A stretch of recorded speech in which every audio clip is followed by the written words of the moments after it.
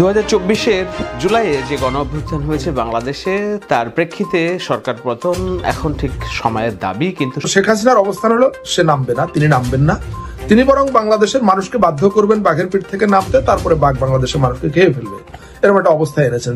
আসসালামু আলাইকুম ভিউয়ার্স, দেশ ও দেশের বাহির থেকে যারা আমার ভিডিওটি প্লে করেছেন জানাচ্ছি আন্তরিক শুভেচ্ছা ও অভিনন্দন। আশা করি সবাই ভালো আছেন, সুস্থ আছেন, আলহামদুলিল্লাহ। তো ভিউয়ার্স, বাংলাদেশে কোটা বিরোধী আন্দোলনকে কেন্দ্র করে দেশের ভেতরে যে সহিংসতা ও গণহত্যা অগ্নিকাণ্ডর একটা পরিস্থিতি তৈরি করেছে এই অবৈধ ফ্যাসিস্ট সরকার, এই দেশে শান্তি ও গণতন্ত্র ফিরিয়ে আনার জন্য বিশ্ববাসীর কাছে ব্যাপক ভয়ঙ্কর বিবৃতি জানিয়েছে ডক্টর ইউনূস এবং অতি দ্রুত এই সরকারের পদত্যাগ ও নতুন নির্বাচনের দাবি এবং শিক্ষার্থীদের ওপর থেকে হামলা দমন নিপীড়ন বন্ধের জন্য যে বিবৃতি তিনি জানিয়েছেন, আসুন বিস্তারিত জানবো সে সম্পর্কে। সো ভিডিওতে যাওয়ার আগে ছোট রিকোয়েস্ট করবো, যারা এখনও চ্যানেলটি সাবস্ক্রাইব করেননি, নিয়মিত দেশের সকল আপডেট সবার আগে জানতে অবশ্যই চ্যানেলটি সাবস্ক্রাইব করে পাশে রাখবেন। দর্শক আসুন স্ক্রিনে। বিশ্ব নেতাদের উদ্দেশ্যে আহ্বান জানিয়েছিলেন যে বাংলাদেশে যে গণহত্যা চলছে এটা বন্ধ করার জন্য প্রয়োজনীয় পদক্ষেপ নিতে।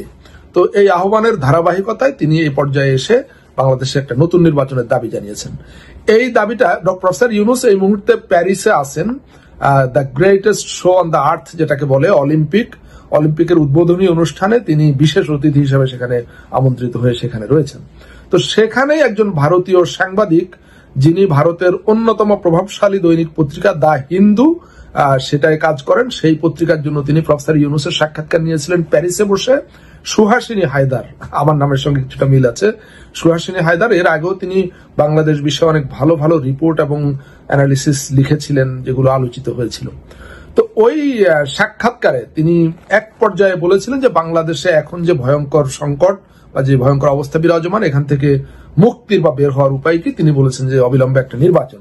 তো সেই নির্বাচনটা কেমন হবে সেটা সম্পর্কে তিনি বলেছেন, সেই নির্বাচন একজন জাদুকরের নির্বাচন না হয়ে হবে একটি খাঁটি বা সত্যিকারের নির্বাচন।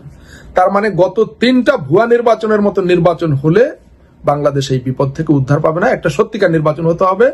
জাদুকরের নির্বাচন তিনি যেটা বলেছেন যে কখনো রাতে ভোট, কখনো 154 জনকে ঘোষণা দিয়ে দেওয়া, আর এবার যা হলো নাম দেখলামই। তো এই জাদুকরি নির্বাচন দিয়ে হবে না, সত্যিকার নির্বাচনের কথা তিনি বলেছেন। এবং তিনি বলেছেন যে গণতান্ত্রিক দুনিয়াতে এটাই সমাধানের একমাত্র পথ। রাষ্ট্রের মালিক জনগণ, জনগণের মালিকানা জনগণের হাতে ফিরে গেলে সংকট অটোমেটিক্যালি কেটে যাবে, এই গভীর অন্ধকার থেকে বের হয়ে আসবে। তিনি এই প্রসঙ্গে অনেক লম্বা সাক্ষাৎকার, আমি কয়েকটা চুম্বক পয়েন্ট বলি। তিনি বলেছেন যে গণতন্ত্রের সব সমস্যার সমাধান দিতে পারে একটি প্রকৃত অবাধ ও সুষ্ঠু নির্বাচন।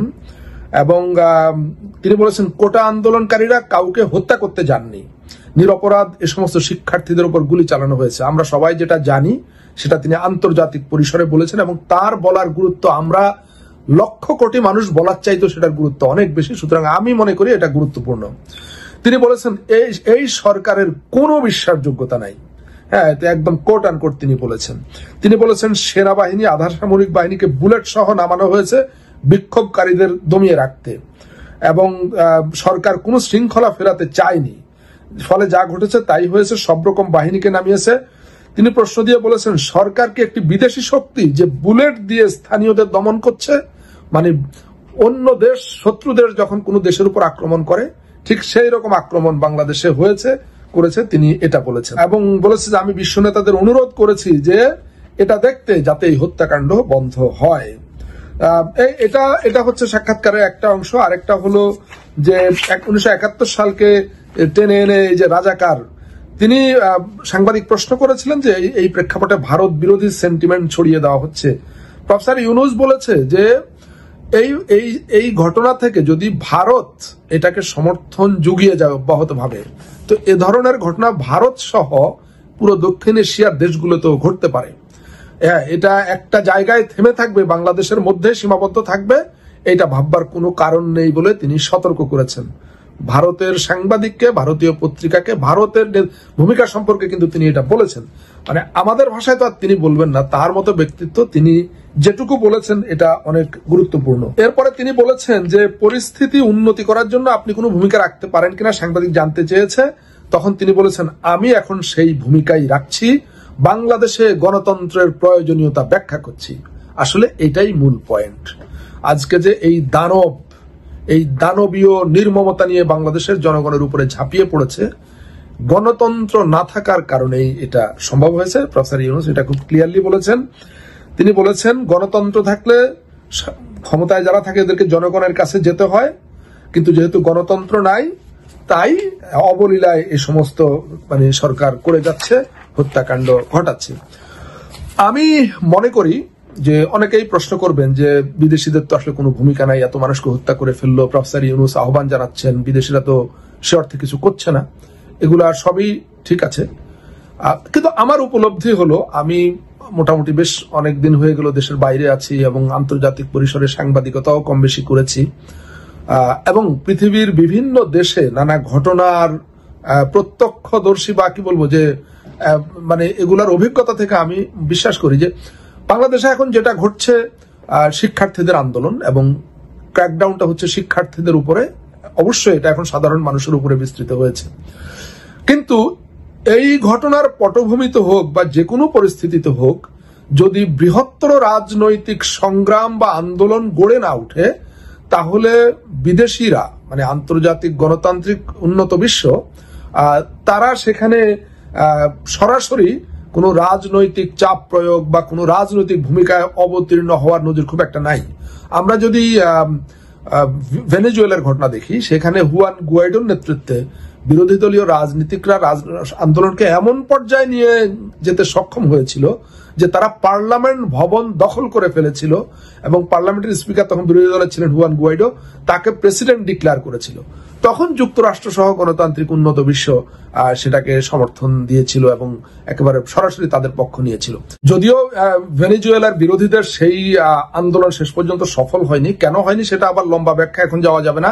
সেখানে রাশিয়ার প্রেসিডেন্ট ভ্লাদিমির পুতিন এবং চীন তারা সরাসরি এসে মাদুরো সরকারের পক্ষে দাঁড়িয়েছিল এবং মাদুরো সরকার দেশের স্বার্থকে তুচ্ছ করে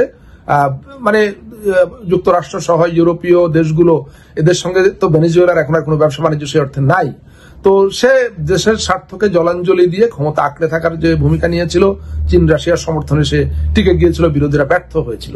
কিন্তু ভেনেজুয়েলার সঙ্গে বাংলাদেশ পার্সপেক্টিভ এক না। বাংলাদেশ গণতান্ত্রিক উন্নত বিশ্বের কাছে মুখাপেক্ষী। দর্শক, স্ক্রিনে আমরা সে সম্পর্কে বিস্তারিত জানলাম। এ বিষয়ে আপনাদের মতামত কমেন্টে জানান, কেউ ভিডিওটি স্কিপ করবেন না। আন্তর্জাতিক মহল বর্তমান বাংলাদেশের এই কোটা ইস্যুকে কেন্দ্র করে যে পরিমাণ তারা তৎপর হয়েছে, তাতে করে সরকারের পতন খুব নিশ্চিত ও নিকটে আসুন, সে সম্পর্কে বিস্তারিত জানবো এই রিপোর্টে। 2024-এর জুলাইয়ে যে গণ অভ্যুত্থান হয়েছে বাংলাদেশে, তার প্রেক্ষিতে সরকার পতন এখন ঠিক সময়ের দাবি, কিন্তু সরকার পতন হবে কিনা নির্ভর করছে অগণিত মানুষের কর্মকাণ্ডের উপর, দেশে এবং প্রবাসে। বারবার বলি, অভ্যুত্থানের প্রথম পর্ব আমরা দেখেছি যে এই অভ্যুত্থান এরই মধ্যে 52 পরে ইতিহাসের সেরা এবং সর্ববৃহৎ গণ অভ্যুত্থান বলে সাক্ষ্য দিয়েছেন কালের সাক্ষী ইতিহাসবিদ এবং রাজনীতিবিদ বদরুদ্দিন উমর একটি সাক্ষাৎকারে। আমি দুদিন আগের আলোচনায় বলেছি 2024-এর গণ অভ্যুত্থান সঠিক পথেই আগাচ্ছে।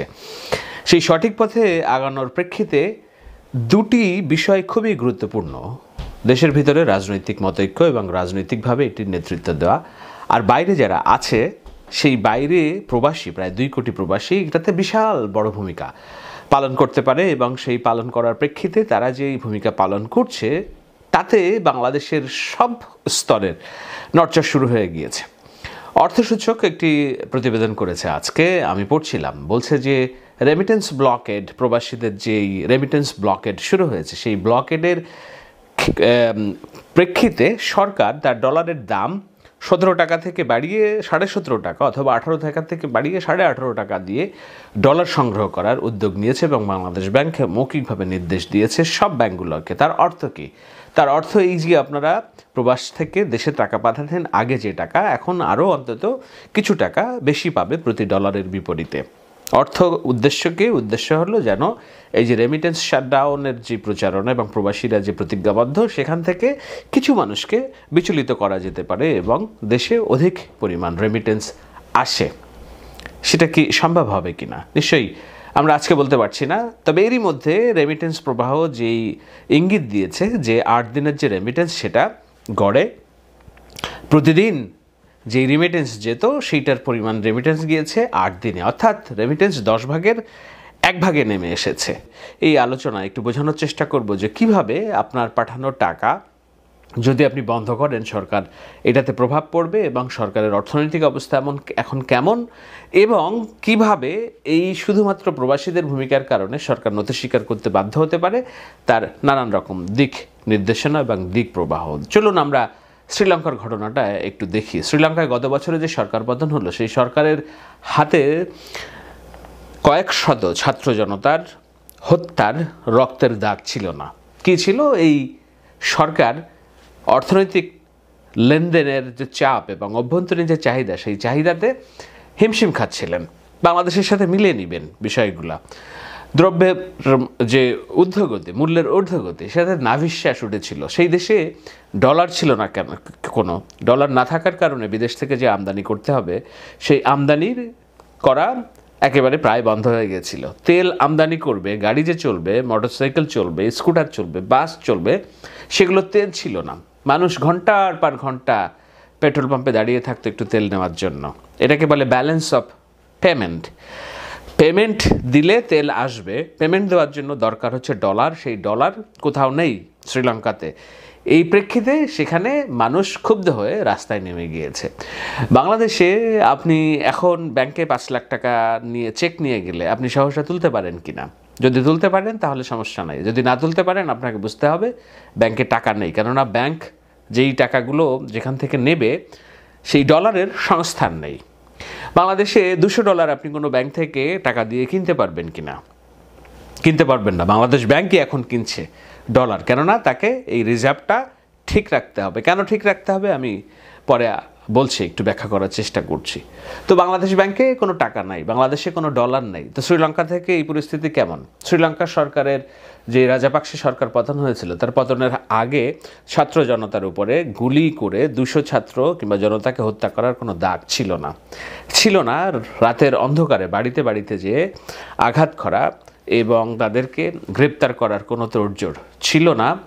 গত 4-5 দিনে গড়ে প্রায় 3000 করে ছাত্র জনতা গ্রেপ্তার হয়েছে। 1971 সালের মতো করে প্রত্যেকটা রাত্রে দরজায় ব্লক রেড দিয়ে ছাত্র আছে কিনা সেসব ছাত্র উঠাই নিয়ে যাচ্ছে।